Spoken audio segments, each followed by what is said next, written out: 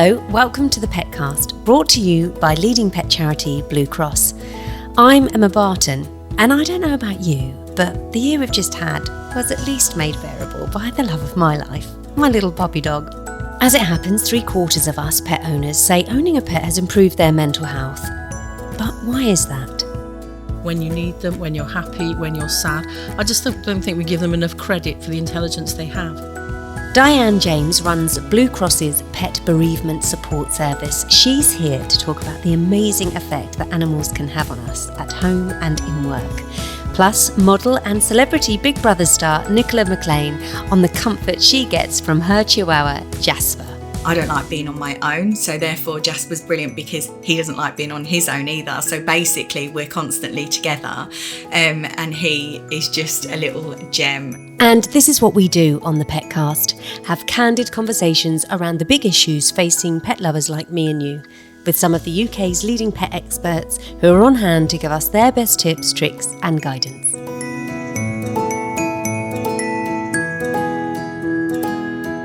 Hi Diane, hi Nicola, welcome both of you to the Petcast, and I can see little Jasper the Chihuahua. Oh, he's so cute, literally. He's joined us. He's joined us. He's graced us with his presence. Oh, well, I'm pleased. And Poppy Dog's having a snooze on my bed, so that's all good. Nicola, you live at home with your husband, your sons and Jasper. So how long have you had Jasper? So he's 7, so we've had him since he was 8 weeks old. So, we got him as soon as we could. So 7 years. And you've had pets, though, before Jasper, right? Yeah, so I grew up with Staffordshire Bull Terriers, so slightly different than a Chihuahua. And I love Staffs, I really do. But do I. Do you love? Oh, I love them. Oh. They are. They've got such a bad rep, haven't they? But they're such lovely dogs. They really are.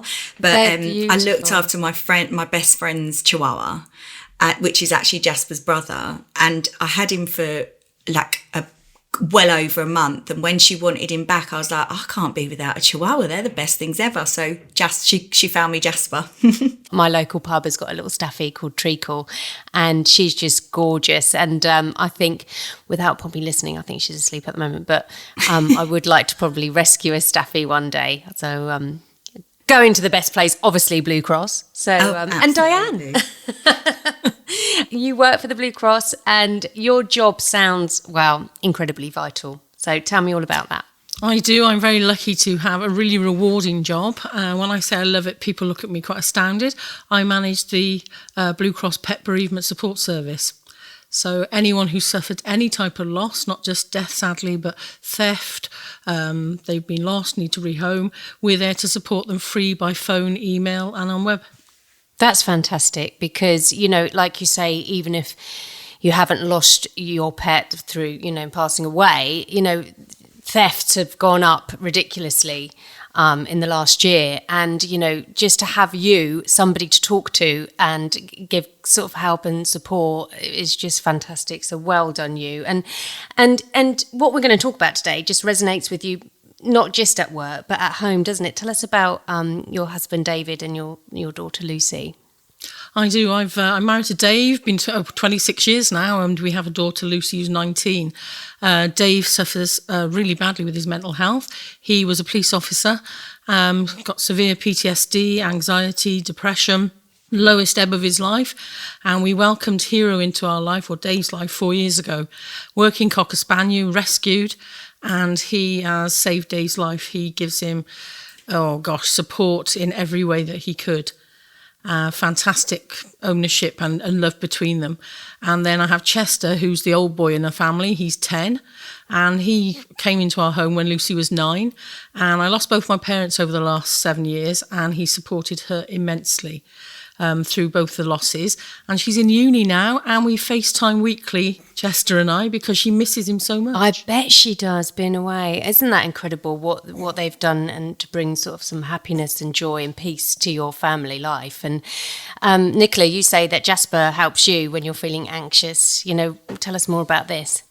Yeah, so I'm diagnosed with anxiety disorder, and I'm anxious 24/7 basically. I don't ever really have a moment in the day where I'm not anxious about something, and I can be anxious about nothing. It's so stressful, but Jasper just lightens my life. And I mean, I've got two boys, and obviously they're brilliant and they're so much fun, but you know, they go off and do their thing, and I don't want to be a burden to them. I don't like being on my own. So therefore Jasper's brilliant because he doesn't like being on his own either. So basically we're constantly together, and he is just a little gem. Like, he's just lovely, and he's very calm, so he just calms me a bit, although he, I think, has picked up some of my anxious qualities, which is terrible, because if I go to leave the house, he barks, shakes. So I don't leave him on his own. He goes to my best friend, even if I'm going out for an hour and I can't take him somewhere. I try and always make sure I can take him, but if there's, you know, a restaurant, then he'll go there. I don't leave him at home, because you don't like it, do you? That sounds very similar, actually, Nicola and Diane, because my dog, I think, she's 13, and I think she does have a bit of separation anxiety. Yeah. She loves being in the car, which is brilliant, but obviously in the summer, I can't leave her in the car. I can't, you know, it's not comfortable to be in the car. It's dangerous for her to be in the car. So I'm even now, since, you know, lockdown with COVID, you know, she's so been used to my presence like 24/7. It's just me and her. So I'm now doing some little training with her of giving her Kong with some biscuits in, and leaving her for about 10 minutes, and then maybe the next day for 15 minutes and upping it. But it's exactly the same, Nicola. She starts whimpering, barking, and shaking, and it's just so sad, because I don't want her to feel like that. I know what it's like as well if I'm anxious and stressed, and you just don't want to see that, you know, with your pet. And so it's that balance, isn't it? You've just got to make sure that they're all right, and they're just being brilliant looking after us when we're having, you know, a moment of just not really wanting to do much because we're anxious or stressed. And I just think it is that companionship of owning our pets just is so important. There's also dogs that can help people in other parts of life. Diane, is that right? So you've got you've got our wonderful guide dogs and other animals that can be assistants, like blood sugar alert dogs, and you see animals that are helping people with their washing. They're not just the emotional support, they can also become such a great assistance to people. They can, and we're very lucky that we work with a lot of those other charities. And what we find is that it's just owning a dog that's not an assistance dog can give you a form of companionship, treatment. It can be therapy to improve your social, emotional, or cognitive abilities. And we've known, you know, even horses, for example, because we always think of dogs and cats, but we've rehomed horses in Blue Cross, where we had a case of a young lady who didn't want to brush her hair, but when she saw a horse being groomed, encouraged her to brush her hair. So emotionally and cognitively, amazing. Absolutely amazing. You know, it's the things that the joy they bring to us, but also the emotional and social things that they can bring into our lives are great. Yeah, that's literally helping a human being on something, an everyday life activity. Like I just said, just that just being with them and cuddling them and stroking them and it just has a massive effect of calming, you know, Nicola, I bet you find that, you know, just of that reassurance. Oh, God, yeah. I mean, I don't sleep very well either because of my anxiety. And Jasper sleeps on my head. And I know this is going to sound really weird, but I love smelling his paws. So in the middle of the night, I just sit and sniff his paws, and it just like chills me out. It's really I think that's brilliant. I'm laughing because I just think it's a wonderful thing. I just love it. And also she sleeps with me. Oh, does she? He sleeps on my head, and then he's so rude because he will get comfortable. He doesn't care. He literally wakes up and does like a twirl on my head, and then puts himself down wherever he wants to go, and then I have to move out of the way for him. But I just love it. And he knows not to go on my husband's pillow. He goes to walk over and Tom goes no, and he just comes back over to me, and I'm like, yes, really, I'm so happy, because I'd be furious if he laid on Tom's head, because he's so get jealous. Yeah, I'd get jealous. I really do. Do you think, Diane, that like Jasper and like Poppy Dog, they know they feel that they've got a role to play and looking after us and reassuring us? So, you know, Jasper, you know, knows that he needs to look after his mummy because when she's feeling anxious. Do you know, I definitely do, because I see it in my own dogs. And I know that Hero, for example, knows when Dave's anxious or stressed or when Dave's happy. And he's a lot kinder. I mean, he's emotionally an amazing dog. But when Dave's really stressed and can't get out of bed, for example, Hero will go and lie by his side and encourage him to get out of bed. Really? And he really, really does. And if he leaves the house and he may go out in the car, Hero will pick up when he's miles away and sit by the door and know he's coming home. Because they have such a bond. So I definitely think Jasper and Poppy know when you need them, when you're happy, when you're sad. I just don't think we give them enough credit for the intelligence they have. Do you think, though, that it can affect them? They're picking up. So, when your husband's like not wanting to get out of bed, do you think it makes your dog sad? Or do you think it's like, right, no, I've got a role to play here. I've got to make sure that he's okay? I would say a bit of both. I actually do see it in his face, a bit of anxiety when he knows that my husband's down. But I also think he steps up a gear and thinks, hang on a minute now, I've got a little bit more to do because I love this person and I want to make sure that they're okay. But I definitely think that we can, it's not contagious, but I think they can pick up on our anxieties and our fears as much as our happiness and our love. So that we really need to be aware, because as much as they give us, we need to make sure they get back. Yeah, I don't know about you, Nicola, but sometimes I've caught myself, if I've, crying or I've had a bad day or I'm angry or whatever, I then am so worried that I've upset her and stressing her out, because I think my dog's actually, she suffers from a bit of anxiety, and it concerns me. And actually, in some ways, it turns it around, because I then think about her, and it stops me from behaving in that way, or just literally makes me pause and go, right, get yourself together, Emma. That's not necessary to worry about. And calm down, sort of thing. Bizarrely, because anyone that watched me in reality TV always thinks I'm like super argumentative, but I'm actually always really happy. And I don't know, he definitely gets anxious when I leave him, and as I say, that's because I didn't train him well enough to be left. Like I've always got him, but therefore I will just navigate my life to make sure that he can either come or someone can look after him. But he's the most chilled out dog. Look at him. Like apart from when we go to walk out the house, this is what he's like all the time. Apart from the postman, he hates the postman. Bless the postman. He's so nice as well. I feel so embarrassed. But yeah, he's just chilled like this all the time. So we're both quite chilled out. It's just, I've just got terrible anxiety, but I've got 2 kids, so I can't show my anxieties the way maybe, I choose to, they know I've got, because I've got noise anxiety, so I can't bear like a constant noise, like a tapping or anything. So obviously the kids have to know that, because kids do things like that, but my kids don't. So they're very aware if their friends come around and they start tapping or, banging their cutlery, the boys will say, could you not do that? My mum doesn't like that. So that's the kind of, the boys are great with it, but as I say, it's easier probably for me because I have got the boys. So I'm always conscious that my, mental health, it doesn't impact them, even though sometimes I think, I don't want to drive because I hate driving. If the boys need to go to football and Tom's not here, I get in the car and do it, because that's what you got to do, haven't you? And I just take him with me. He's just the cutest thing, honestly. How can we make sure that when we are struggling with our mental health, that our pet still gets what they need from us? If you're on your own and you're feeling that low and, like you said, you can't get out of bed, how do we, make sure that it must be very, very difficult for some people, because obviously that animal still needs to, go for a walk and be fed and be reassured themselves. It does. And I mean, the basics, first of all, making sure you've always got food and water in. So that if you have trouble, make it, the priorities that they get fed. And then if you haven't got such a good social network, if you've got friends or neighbours or anyone you can call on in an emergency so they can have a walk or be let out, or, we've concentrated on dogs here as such, but even horses, for example, people go out and they can stable them and look after them, that you can contact somebody.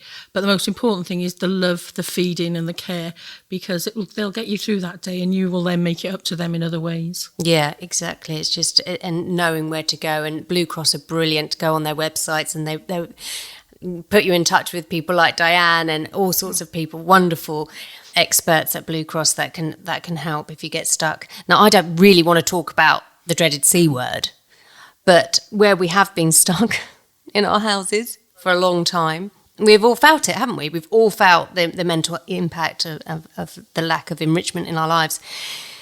Is enrichment also important for our pets' mental health? Oh, gosh. With Hero's a working Cocker Spaniel, so exercise is vital. And in lockdown where I live, it became a point where you had to start and finish at your front door. So as you can imagine, walking on concrete was not his joy. So what we did was he's used to going to scent training, man trailing. So we carried on his mental enrichment at home by playing scent training games, hiding treats, and like you talked about the Kong, putting treats in there, pate, lots of different things to keep his mental stimulation going as well as his physical. Whereas Chester, well, he's just like a food hoover that sleeps all the time. So they're different dogs, but managing them within the C word and through the pandemic has been really different, but important that both of them had the best they could offer us. Yeah, I mean, and especially for people that didn't have their gardens as well, or, you lived in flats and stuff, it must have been so difficult. But I was going to ask a question of how do we pick up if we know our dogs are stressed? What do you know about things like air licking? I don't know if Jasper does this, Nicola, but my dog tends to air lick, and I notice that happens when she's feeling a bit anxious. Things like fireworks or thunder. How can we identify with our dogs that are stressed? You'll start to see a routine. I mean, I'm quite lucky that neither of mine get affected by fireworks, but the one gets particularly anxious, like I said, if my husband goes out and he's not with him. So picking up on those things and being aware, you get to know your own animal. So like you're aware of air licking, I become aware of the sort of anxiety or issues within my own dog. So it's ensuring that before these things take place, if I can be aware of them, because obviously you can't always with fireworks, that I have things in place. So, for example, I've always got stuff like Kongs in the fridge. He's got a licking mat where we can put treats in, and different things that are ready and in place for him. That I can, put into action. So stuff like that for you, if you're aware of, you're ready, if as much as you can be. And there are lots of products, but I would say vets, dog behaviourists, they're your best port of call for most things. Yeah, definitely. I mean, is that natural thing, isn't it? If I feel as if she's sensing that she seems a bit stressed, of course, I make a massive fuss of her. And that's what they do to us. When they pick up on our sad times or whatever, they're there for you 100% and just to love and just change your mood. And just, it's things like, going out, walking the dog, and, especially during lockdown, when you could go out for walks and when you were feeling a bit sorry for yourself, or just having that dog there to go out on a walk, meet other dog walkers and have a chat, and that communication, that's when they come into their own. They're so rewarding, aren't they? And that's when they really can help people with depression, anxiety, any sort of mental health. I would say that's the thing to do, isn't it? Is to get a dog to meet other people and encourage you to get out of the house, because those endorphins that they release, just getting that fresh air, walking. I mean, I just loved walking with the dog. I don't know about you, Nicola. It really does make me feel better if I'm having a low day. Jasper's not a big walker, are you? But yeah, so I do take him for a walk, but we don't go on massive long walks because he's not fond of it. And yeah, he likes other Chihuahuas, believe it or not, but he doesn't like other dogs. My sister's got French Bulldogs, which are beautiful and they're so playful, but he's like, whoa, this is too much for me. So he starts growling at them, don't you? My pair, the one loves running and exercise, the other not, but I call them the James gang, because when they went out after lockdown and they started seeing other dogs, they were just like, the Wild West, because they were so excited. Do they like other dogs? Yeah. Oh, yeah, they do. But Hero, who's the working Cocker Spaniel, rounds Chester up. He's almost like a sheep rounder. So if he runs off to see anyone else because he's a bit naughty, he's there and tells him what for and brings him back. Yeah, calm down now. Yeah. Enough already. And you said, Nicola, you take Jasper to work with you just to socialise him as much as being a reassurance for you. Yeah, as I say, I just, wherever I can take him, I do. My husband loves the kids as well, so I can leave him with them. He's more than happy.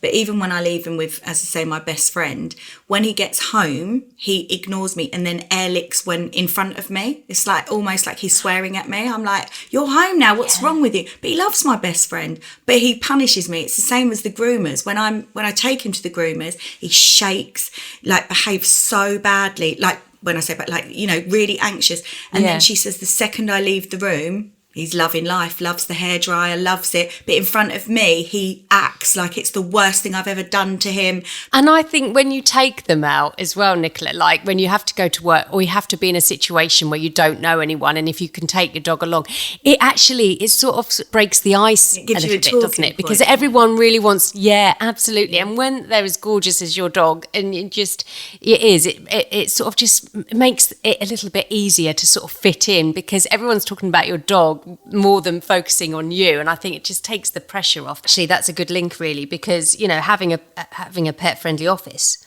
I think it just improves people's mood, don't you think? My eldest, he's not a lover of school, never has been. So he's 15 now, but he's never. I mean, he's really good, and he goes in, but he'd prefer to be at home with me. He's a bit like Jasper, and when he started senior school, his headmistress was amazing. She let him, so to encourage him to go to school, she would say, just come straight to my office and you can chill with me until you feel comfortable to go to lessons. And she had 2 dogs. So he'd chill with her and the 2 dogs. And some days he spent the whole day in the office.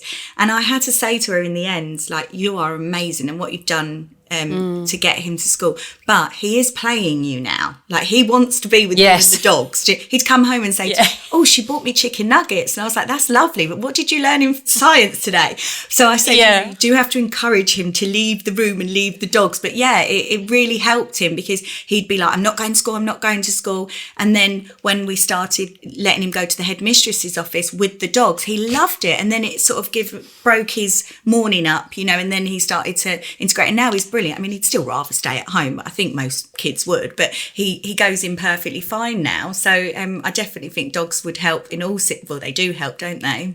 Yeah, I mean, you would have had a real struggle there, I think, if it hadn't been for that headmistress. I think good on her. I know when my uncle was in a care home, and they used to have a dog. So he had dementia, he had vascular dementia, and you would see the residents of the home come alive. It's like when they say music's very good for people with Alzheimer's dementia, but with the animal, with the dog there, they just, it was just wonderful to see. What do you think that those health benefits do to the elderly in care homes, Diane? Real massive benefit, not only because for socialisation, talking to other people, encouraging them to exercise, but like you said, it helps them with their memories and helps them to mix with other residents. We've worked with quite a few care home companies and assisted living to see about the possibility of pets into care homes. And I do actually have a colleague, and it's a Shetland pony again, but she takes her Shetland pony into a care home, and it visibly improves seeing, people's faces, socialising together, and enjoyment is huge. And it is really sad that not only is it sometimes devastating to have to go to care homes, but then have to lose your pet as well is a double whammy. So, we realise the benefits to elderly people for loneliness and socialisation is huge. Oh, I've loved this conversation today, Diane and Nicola, and Jasper, of course, the star. Poppy, you didn't hear that. Thank you so much for joining me today. Lovely to chat with you, and see you soon. That's it for this Petcast. If you've enjoyed this episode, please feel free to share it with a fellow pet lover, and click, follow or subscribe to get the latest episode on your phone when it's ready. For more information about everything we've talked about, go to bluecross.org.uk/Petcast. I'm Emma Barton, and the Petcast is a Bengo media production for Blue Cross.